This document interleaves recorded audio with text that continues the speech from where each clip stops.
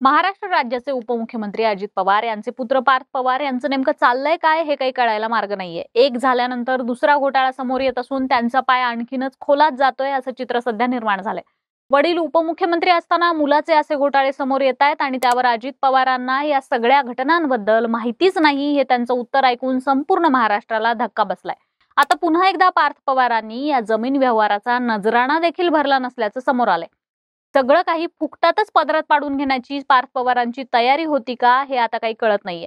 आता हे नजराणा प्रकरण नेमकं काय आहे हेच आपण या व्हिडिओतून पाहूया। नमस्कार, मी अनुजा आणि तुम्ही पाहताय कार्यारंभ। पुण्यातील प्रतिष्ठित आणि महागड्या कोरेगाव पार्क परिसरातील 40 एकर जमीन ज्याची बाजार किंमत आजच्या घडीला 1800 कोटी रुपयांपर्यंत पोहोचते, ती जमीन पार्थ पवार यांच्या मीडिया एंटरप्राइजेस कंपनीनं अवघ्या 300 कोटी रुपयांना खरेदी केली असा गंभीर आरोप करण्यात आलाय।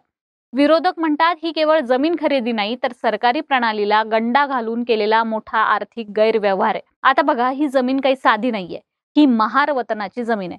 म्हणजे कायदेशीररित्या अशा जमिनीचा व्यवहारच करता येत नाही, पण तरीही मीडिया कंपनीने ती खरेदी केली। कायद्यानुसार अशा जमिनीच्या विक्रीवेळी जमीन किमतीच्या 50% रकमेतून सरकारला नजराणा द्यावा लागतो। या प्रकरणात तो नजराणा होत होता 147 कोटी रुपयांचा।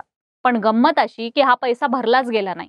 त्याहून आश्चर्य म्हणजे मीडिया कंपनीनं जिल्हा प्रशासनाला पत्र देऊन सांगितलं की नजराणा आम्ही भरलाय, पण प्रत्यक्षात त्या रकमेला कोणताही बँक पुरावा किंवा पावती जोडलेलीच नव्हती। प्रशासनाला शंका आली आणि हे प्रकरण तपासासाठी पुणे शहर तहसीलदार सूर्यकांत येवले यांच्याकडे पाठवण्यात आलं। पण तपासात उघड झालं की या तहसीलदारांनीच हा व्यवहार पुढे नेऊन खरेदी खताची नोंदणी केली होती।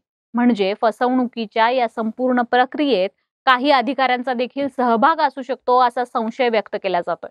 आता अजून एक धक्कादायक बाब म्हणजे या जमिनीचा व्यवहार करताना मीडिया कंपनीने सांगितलं की ते IT पार्क उभारणार आहेत आणि हाच आधार घेऊन सरकारकडून स्टॅम्प ड्युटी सुद्धा माफ करून घेतली गेली।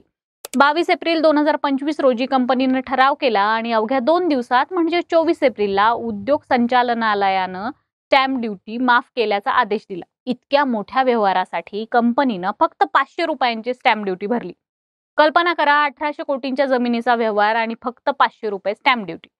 हे प्रकरण उघडकीस आल्यानंतर मुख्यमंत्री देवेंद्र फडणवीस यांनी तातडीने लक्ष घातलं। त्यांनी महसूल विभाग, IGR आणि लँड रेकॉर्ड्स कडून सगळी माहिती मागवली आणि प्राथमिक चौकशीचे आदेश दिले। फडणवीस म्हणाले, प्राथमिकदृष्ट्या जे मुद्दे समोर आले ते अत्यंत गंभीर आहेत।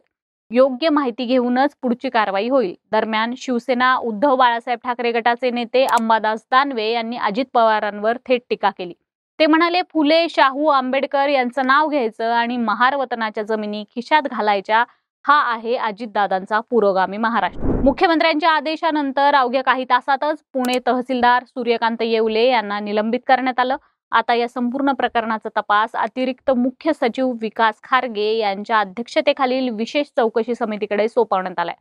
म्हणजे संक्षिप्तरित्या सांगायचं झालं तर जमीन 1800 कोटींची दाखवली 300 कोटींची, नजराणा 147 कोटींचा पण भरला 1 रुपया देखील नाही आणि संपूर्ण व्यवहार फक्त 500 रुपयांच्या स्टॅम्प ड्युटीत पूर्ण झाला। या चौकशीचा निकाल काय लागेल हे आता पाहणं बाकी आहे, पण एवढं नक्की या प्रकरणाने पार्थ पवार आणि अजित पवार या दोघांवरचं राजकीय आणि जनतेच्या नजरांचं पुन्हा एकदा लक्ष केंद्रित झालेलं आहे आणि महाराष्ट्राच्या राजकारणात या घोटाळ्यानं प्रचंड खळबळ उडवली आहे। या प्रकरणात पुढे कोण कोण अडकणार आहे, चौकशीत काय उघड होणार आहे आणि अजितदादांच्या अडचणी किती वाढतील हे पाहणं आता रोचक ठरणार आहे। बाकी या संपूर्ण प्रकरणाबद्दल तुमचं मत काय आहे आम्हाला कमेंट करून नक्की सांगा।